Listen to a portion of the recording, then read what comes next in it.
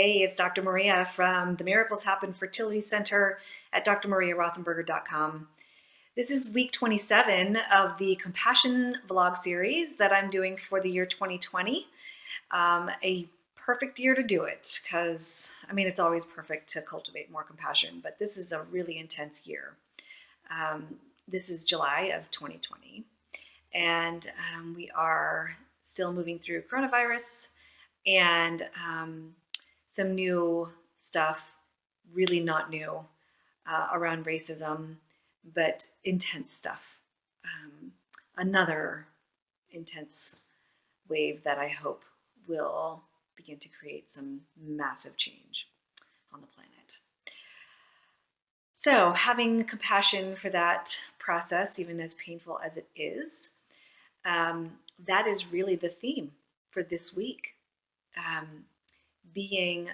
Releasing your compassion and love despite the fear of vulnerability, despite the very real vulnerability that it takes to express your compassion and your love. So let's get to it. Again, this is week 27. This is a quote by Rumi, who is a poet, was a poet.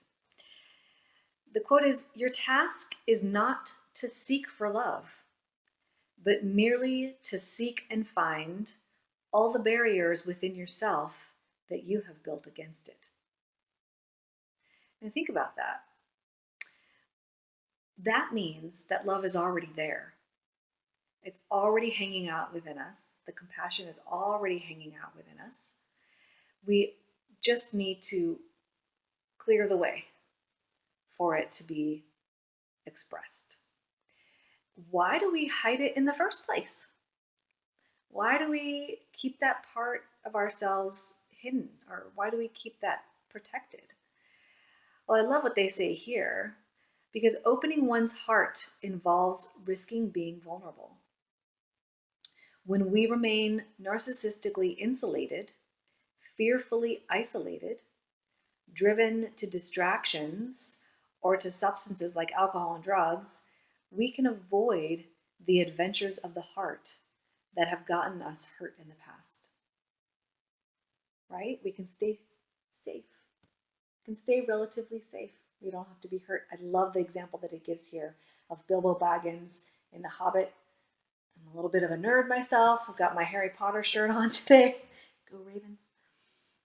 The quote is from Bilbo Baggins, "We're just plain quiet folk and have no use for adventures. Nasty, disturbing, uncomfortable things make you late for dinner. I can't think what anybody sees in them."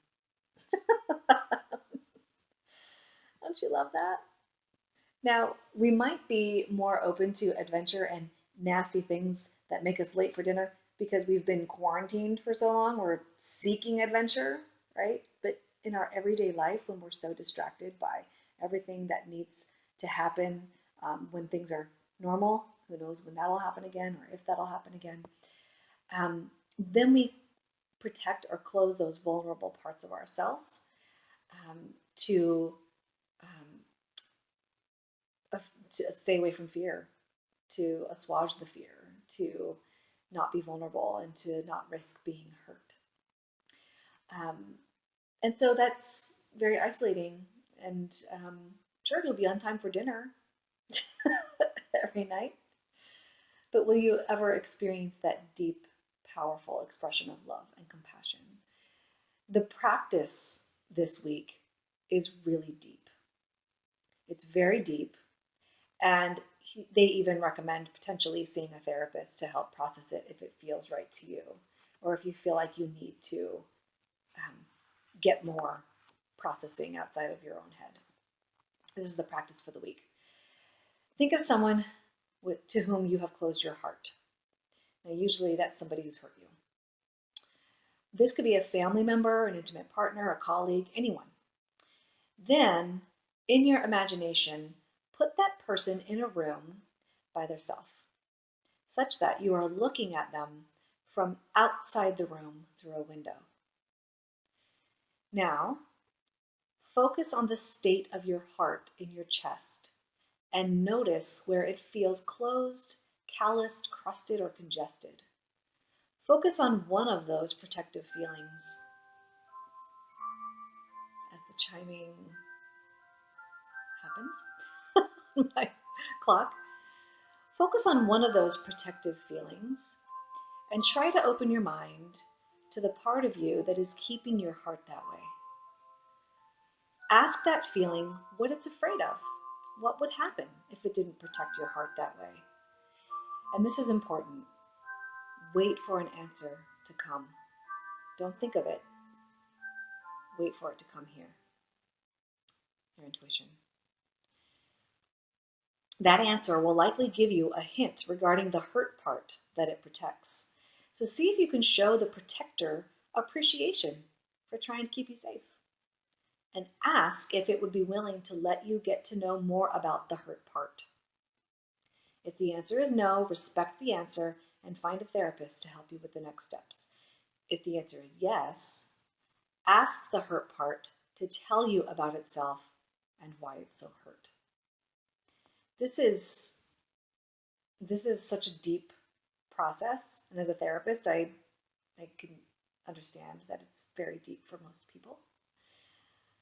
Simply compassionately witnessing the pain of the hurt part of you will go a long way toward healing it and making you feel less vulnerable to that particular person in the room. Then it will be safer to open your heart to them. Okay, I recommend finding some quiet time to process through this, to work through this, maybe get a journal out and do this work. It's pretty deep. And if you already have a therapist or if you want to seek one out, it's a good time to do so, to process through some hurt, vulnerable feelings toward that person that you're thinking of in that room. All right, until next time, may you be more compassionate. May you hold compassion for yourself, for other people, and I will see you next week.